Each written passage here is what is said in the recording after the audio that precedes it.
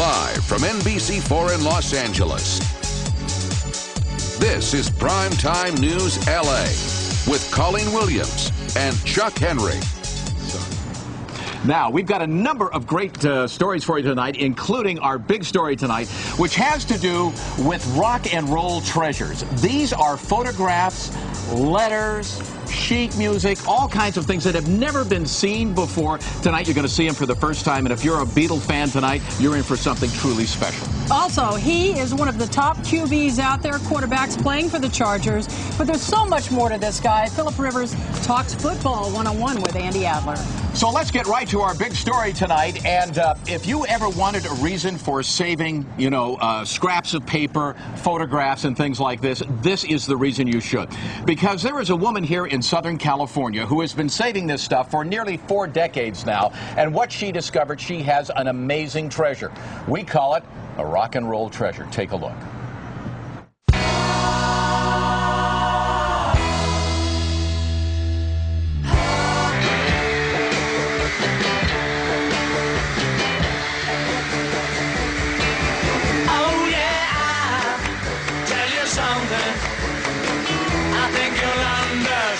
The British invasion, the Beatles,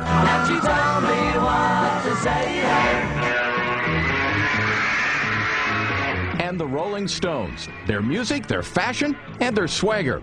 Rock and roll's first supergroups took America by storm in the 1960s, changing the cultural landscape of American youth. I was just in awe of all the beautiful people, and they were just our friends. It was amazing. Now, almost 50 years later, like a mirage emerging from a desert oasis, this Southern California woman has answers to questions that rock fans have been asking for decades. And then it's just page after page. The answers lie within photo albums full of rare Polaroids, lyrics, letters, and recordings, items the public has never seen until now. I met Jesse in '66 in L.A. 64-year-old Patty Daly was the ultimate rock and roll insider. The love of her life, Jesse Ed Davis, was one of the greatest unsung guitar heroes in rock and roll. He was just the most subtle, tasty guitar player.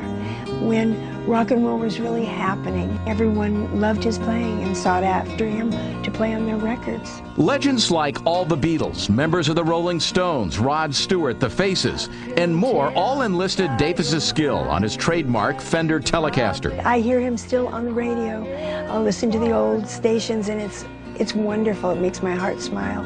For more than a decade, she toured the world with Jesse and her young son Billy, not only bearing witness, but also documenting what is now a legendary time in pop culture. It's amazing. We're looking at these photos, but these aren't prints that were taken. These are the original photos that you have kept for all these years. A mother, armed with a Polaroid camera, Patty took candid one-of-a-kind pictures of icons in rock. I just kept my Polaroid camera on me all the time. It was in my person. From a young Mick Jagger and Charlie Watts. Mick's just a baby in that one. Yeah, he's young. To a carefree Ronnie Woods before he joined the Stones. To a series of Beatle photos post the breakup, many taken during John Lennon's Lost Weekend. In 1973, Lennon separated from his wife Yoko and began an 18-month relationship with his secretary May Pang, a relationship Yoko reportedly initiated, and the couple spent quite a bit of time here at this Santa Monica beach house.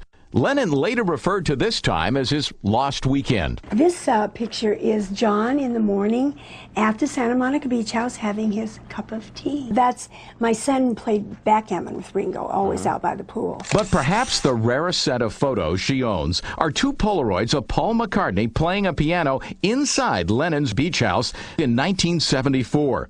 It was their first meeting since the Beatle breakup in 1970. It's incredible. It's incredible.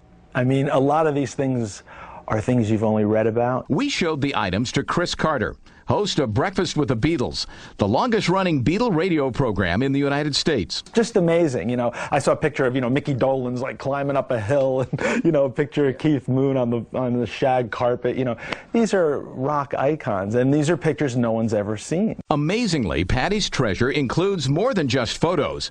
Handwritten cards from George Harrison and John Lennon, personal notes from historic recording sessions, all signed by the musicians who were there, and the potential mother lode.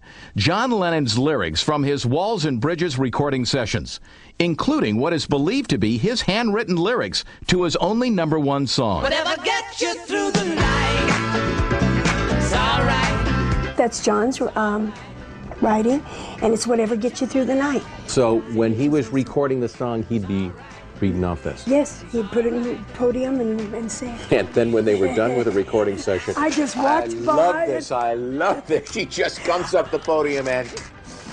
Okay. I don't think and he didn't care. As for Patty, she's not sure what she'll do with her treasure. She admits, though, that it was an incredible time in her life, and now she wants to share it with the world. What a wonderful life you've had. Yes. Do you realize that? Yes, I do. Very, very lucky. Very, very... I feel very privileged to have met the people I've met and heard the music I've heard.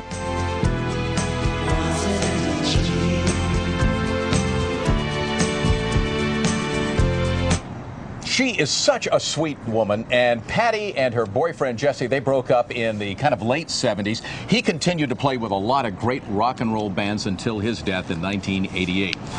We are live in Burbank right now, and you are watching Primetime News LA. We're back in just a minute.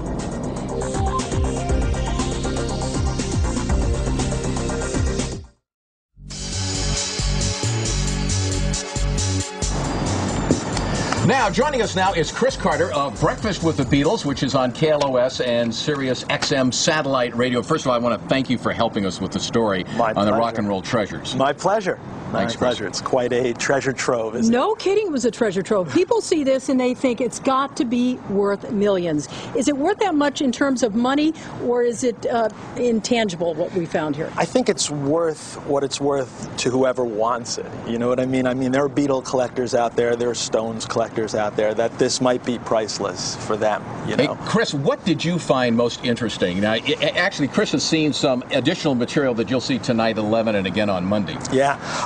Well, you know, we've been reading about this stuff for so many years. The picture of Paul McCartney by himself at the piano at the beach house was really interesting to me, because here's this whole group of people, John Lennon included, and Paul kind of leaves the group and starts to play the piano. And you've read that in so many books, May Pang's especially, and to see it was just it's quite special. Talk to us about the significance of the Lost Weekend. Chuck talked about that a lot in the piece. What do you know now that you didn't know before? Well, you know, when you look back at it, it's an interesting period in John's life, because after the Beatles broke up, you know, in 1970, he really went through a bunch of different phases, and when he came out here to Los Angeles, it was the most reported that John had, you know, really started getting in the papers and started hanging out with rock people who he hadn't really done that prior to this. So it was an interesting period, 74. Rock people like Mickey Dolenz, Keith Moon, Alice Cooper, Harry Nilsson he befriended at this point and produced an album of his called Pussycats. You know, the usual LA crowd. And it was a first for John, because he really wasn't that kind of a guy, you know, prior to that. And there's a very famous letter. In fact, we're going to use this as a tease to our 11 o'clock, because I think of all the things I saw, I like this the most. That was the one from Capitol Records by John Lennon. About the rock and roll music album. Yeah. He wasn't too pleased with it. It was an amazing letter, because Capitol put out all the Beatles records in the 60s.